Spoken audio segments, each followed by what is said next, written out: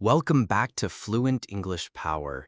We're picking up right where we left off, ready to delve deeper into the art of captivating storytelling. Last time, we laid the groundwork, understanding your audience, defining your core message, and mastering the fundamentals of story structure. Today, we're taking it to the next level. Let's talk about the final and, in many ways, most critical piece of the puzzle: delivery. Oh, absolutely. You can have the best written story in the world, but if your delivery is flat and uninspired, it's not going to land. Think of a stand-up comedian. The joke itself is only half of it. The timing, the voice, the facial expressions, that's what makes the room erupt in laughter. Exactly. And we're not just talking about professional speakers here. We're talking in your everyday life. The person who leans in a little, lowers their voice for a secret, or widens their eyes in surprise, they're the ones we want to listen to. It's about using your entire body as part of the narrative. Let's start with the voice itself. Your voice is a powerful instrument. It's not just about the words you're saying, but how you're saying them. Think about pitch, volume, and tone. A higher pitch can convey excitement or surprise. A lower pitch can communicate seriousness or gravity. You can raise your volume to make a dramatic point, or whisper to draw people in closer, creating a sense of intimacy and intrigue. Varying your volume is so key. Nothing puts an audience to sleep faster than a monotone delivery. You have to create a soundscape that mirrors the emotional journey of your story. Imagine a moment of fear. Your voice might become shaky or quiet.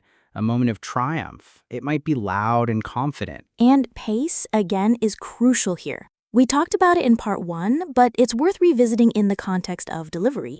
Don't rush through the good parts. Let them breathe. And don't linger too long on the less important details. The rhythm of your speech should reflect the rhythm of the events. You can use strategic pauses to build suspense or to let a punchline land. I call them power pauses. A short pause before a key phrase or a longer one after can give your words incredible weight. It's like the dramatic silence in a movie before a big reveal. It really is. And for our listeners who might be nervous about public speaking or even just telling a story to a group of friends, remember that you are in control of the pace. If you start to feel yourself speeding up, take a deep breath. Slow down. No one is timing you. Another huge part of delivery is body language.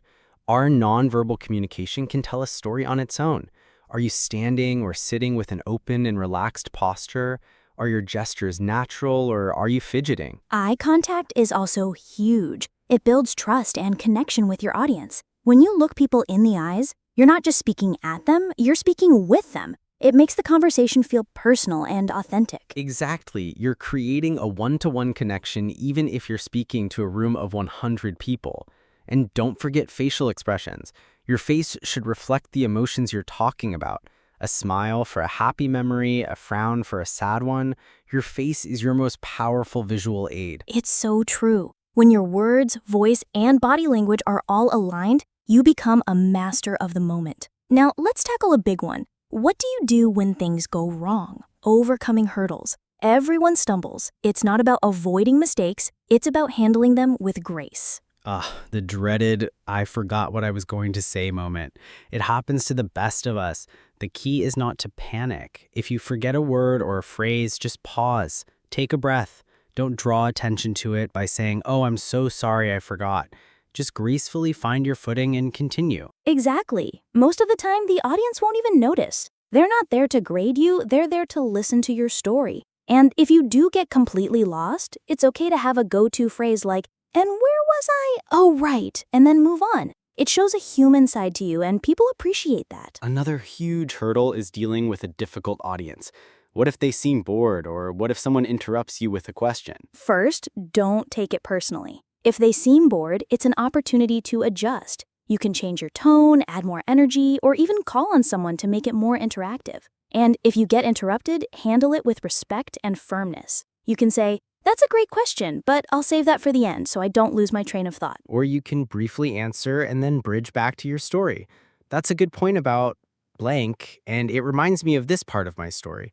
It shows you're engaged with them, but you're also staying in control of the narrative. And finally, let's talk about the single most powerful tool in your storytelling arsenal: the use of personal stories. This is where authenticity truly shines. Nothing is more compelling than a personal experience. It's unique to you, and it's something that no one can argue with.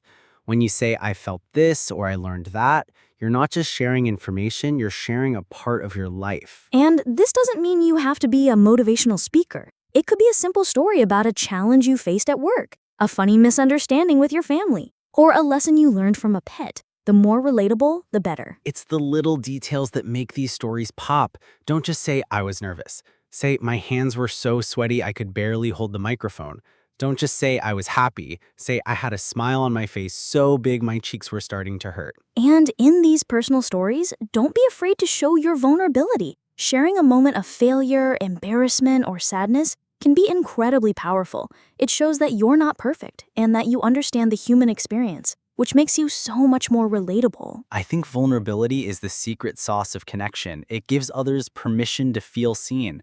When you're honest about a struggle you overcame, you're not just telling a story, you're giving someone hope or a sense of shared experience. It's the difference between hearing a lecture and having a conversation. A lecture is one way, but a story told with vulnerability is a dialogue. Even if the audience isn't speaking, they're connecting with you on a deep level. So, to bring it all together, what would be our final piece of advice for our Word Weavers listeners? I think it would be to find your own voice. We've given you a lot of tools and techniques, but ultimately, the most captivating storyteller is the one who is authentic. Don't try to be someone you're not.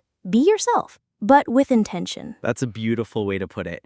Be aware of the tools at your disposal, your voice, your body, your words, and use them to tell stories that are genuinely and uniquely yours. Because in the end, it's not about being a master English storyteller in some academic sense. It's about being a master of connection. It's about building bridges with your words. And that's a skill that will serve you well in every single aspect of your life. Well said, Luna. I feel like we've just scratched the surface, but hopefully we've given everyone a solid foundation and the confidence to go out there and start telling their own stories. That's our hope. Thank you for joining us on this two-part journey into the art of storytelling. I'm Luna. And I'm Mason. Until next time, keep weaving those words and captivating those audiences.